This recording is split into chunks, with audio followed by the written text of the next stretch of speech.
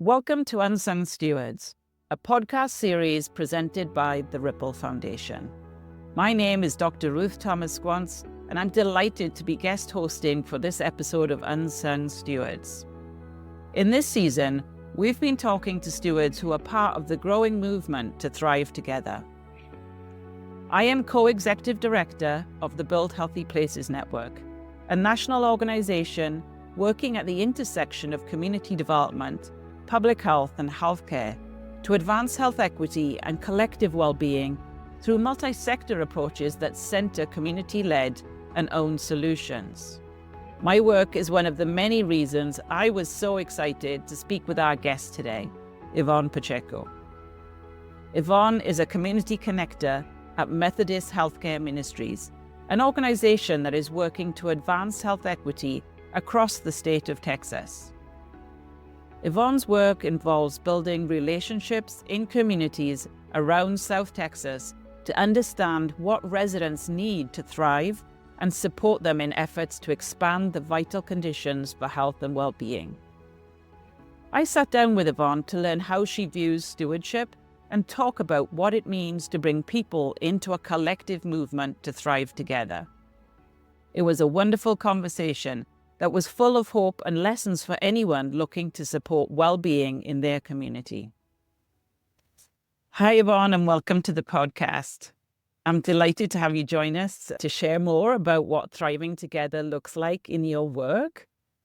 I know that you're a lifelong resident of Southern Texas, and you've shared how your work and your stewardship is deeply rooted in the place that you live.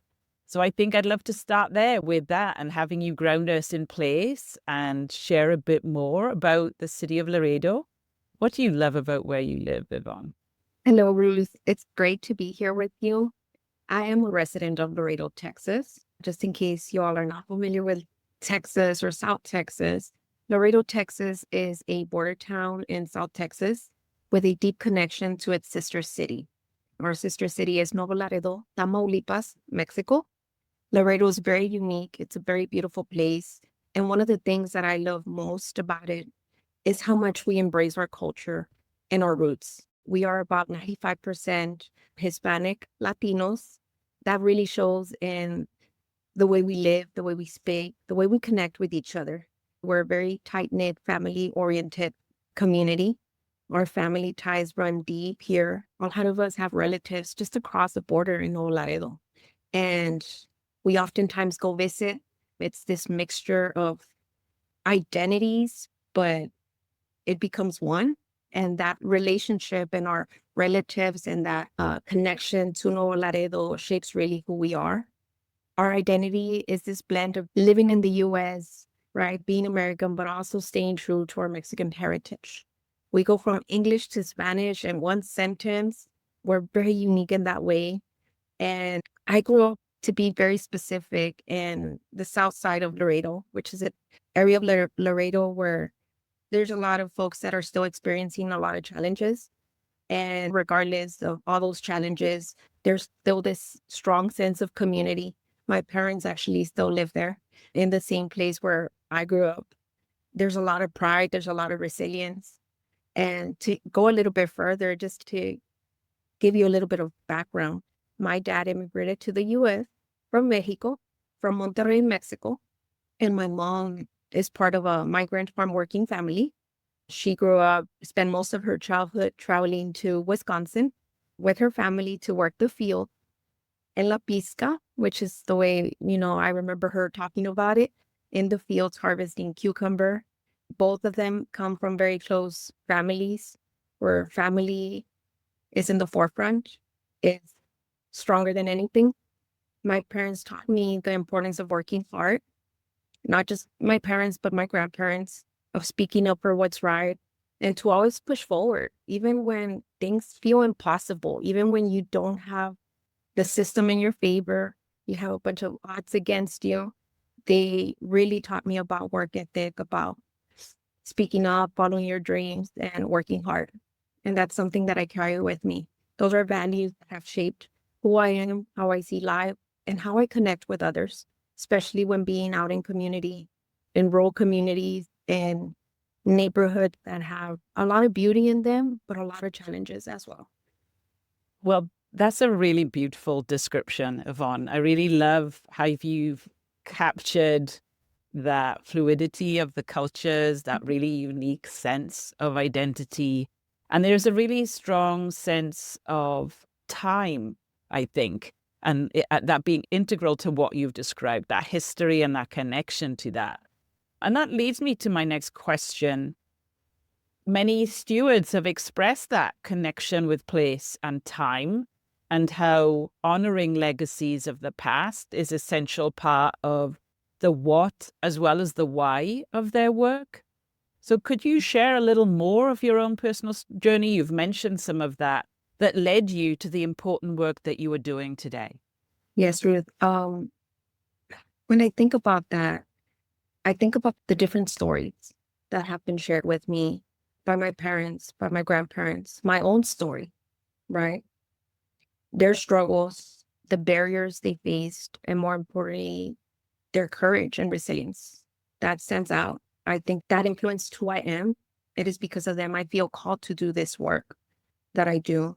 I try to do my best to support and accompany those who, like my family, are pushing forward, even when the odds are stacked against them. And that is why I believe and know that when you truly want to create change, it's not just about the data, not just about spreadsheets and reports. It's about the stories, the land, the history behind those communities, understanding why people are living a certain way, why they're making the decisions that they're making, and why sometimes they don't have choices. They feel like they don't have a choice, or they feel like the opportunities are limited.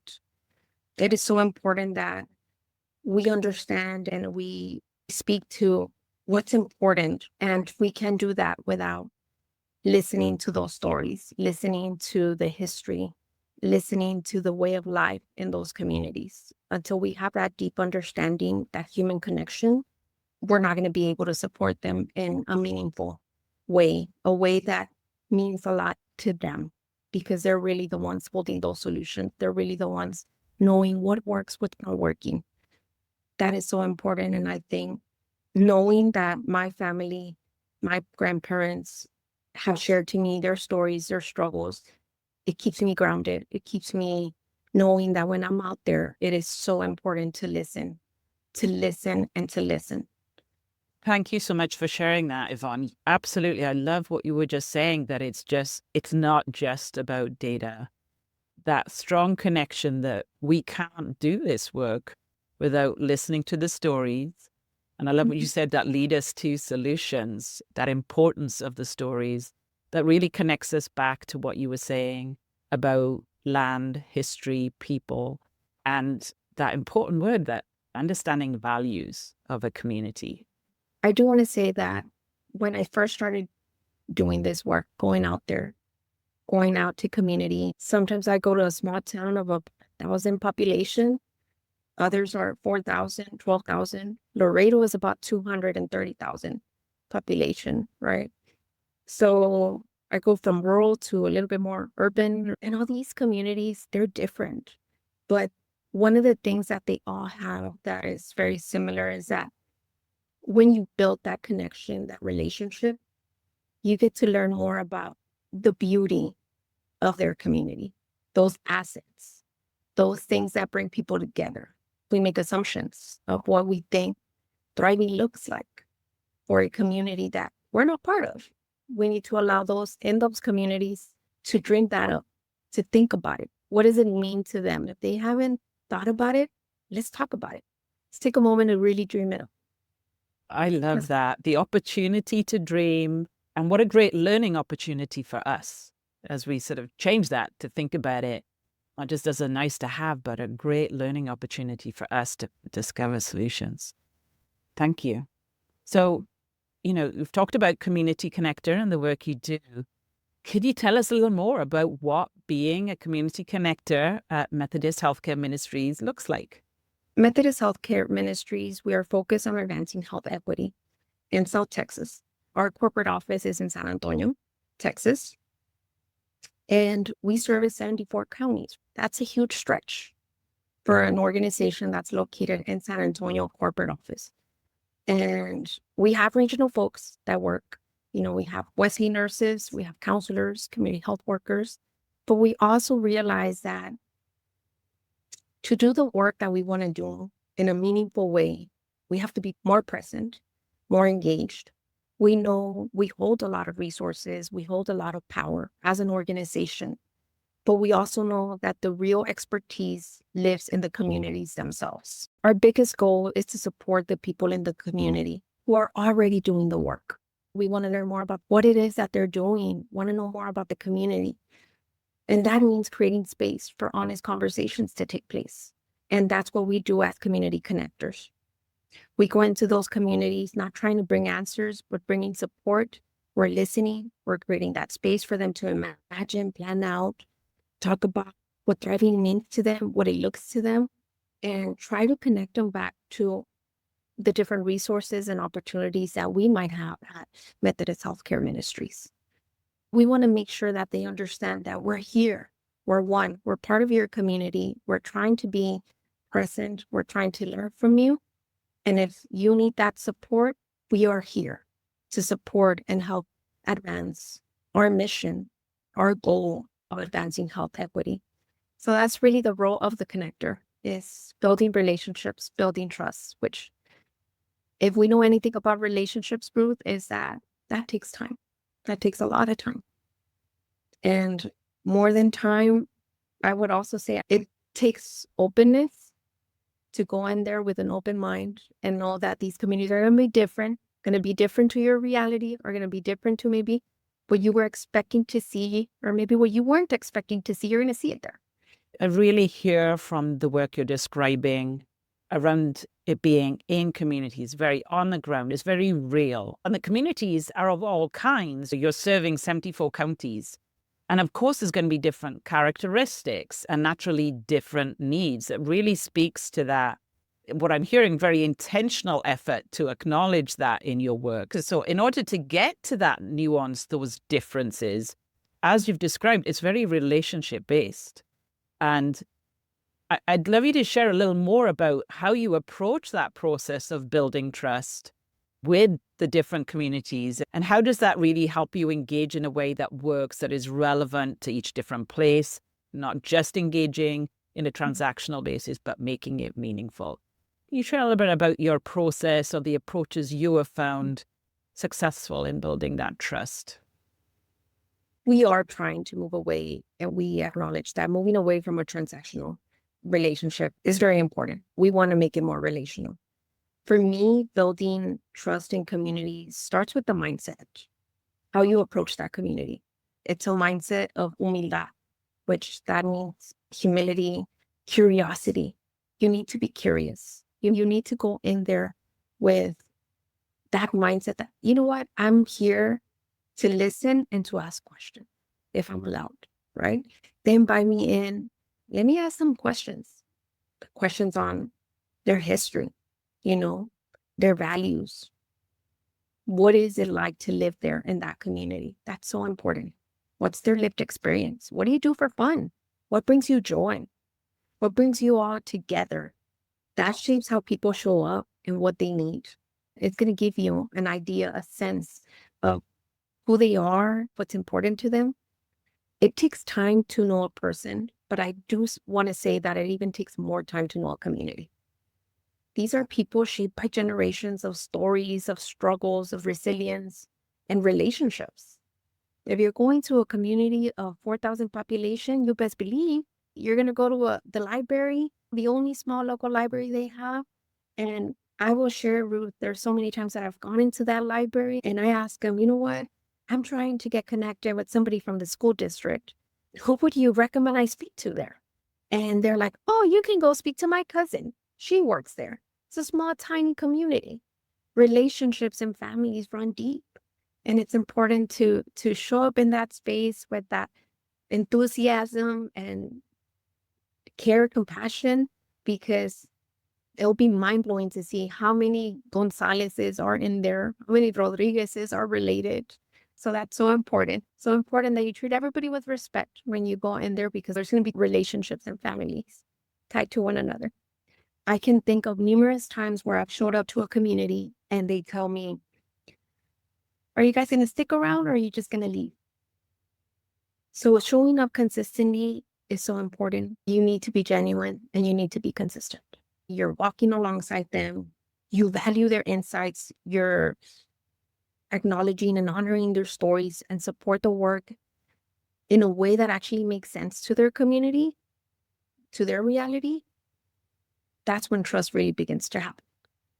I think it's very impactful how you began with mindset, that whole description and process, acknowledging how it takes time, but that you started with this work from a sort of a self-awareness perspective that one brings to that. And you've also brought in honoring what's important to people, really connects us back to that listening and connecting to the stories that we discussed earlier, where you need to be able to hear what do they honor, what do they value in order to make that connection. I think that's very powerful. And another piece of this connection work, you're making an important contribution to the movement of this thriving together. And part of this movement building is bringing in others into that movement. And I think of it as an extension of what you're talking about, building trust, connecting with folks in communities. How does that feed into your movement making of bringing others, because we know we can't do this work alone? When I think of that question is when I think about stewardship, right? I think that we sometimes forget or we don't acknowledge enough that work is happening in those communities, whether it's having big impact or sometimes in very small ways, but it's happening and they're the real stewards. And we need to really be more in tune that there's trust in those communities. When you're speaking to some of those people, other people trust them because they're from their community. That's when people collectively come and become one. I can share with you that I walked into a community, Laredo. It's a community, it's about the Texas. And it's a small little community. And I remember walking into it. It's probably my first or second time going in there. And I met a lady. There's always going to be somebody that's going to know everybody. This lady, she holds power. She holds influence in her community. People know her. People trust her. And that's important. So I know that if I have a good relationship with her, she invites me into the community, I will be welcome in that community. I will be trusted. So every relationship, every encounter matters. It doesn't matter who it is. I've gone to that same community, it's a small owned business. It's a bakery. Have coffee, stop there. So you see how in those small communities, every relationship matters. Your strongest connections, strongest relationships that you'll have when you're doing that work will be from those people that are trusted there. And that's how people will continue to follow and continue to show up. They do it because they trust, in this case, Miss Patty. They trust Patty, so they will trust me. And holding space in a respectful way is important. And because you don't want to tarnish or damage Patty's reputation and influence and judgment, right? Because that will reflect. So it's so important to approach those communities with care and those relationships with care. That's such an impactful statement. Every encounter matters. I really appreciate that. And understanding it's not all about titles, it's about connections, relationships. One question I have, the vital conditions we know are a group of different foundational aspects that communities need to support thriving. We know that they can look different in each community. So what does leaning into the vital conditions look like in a community? What is different about this approach from health and well-being initiatives of the past? What are we sort of really talking about here? When I visit all these different communities, rural communities, conversations often start with urgent needs. things like food, access to mental health services, access to healthcare. A lot of times people in these rural areas are in survival mode, right?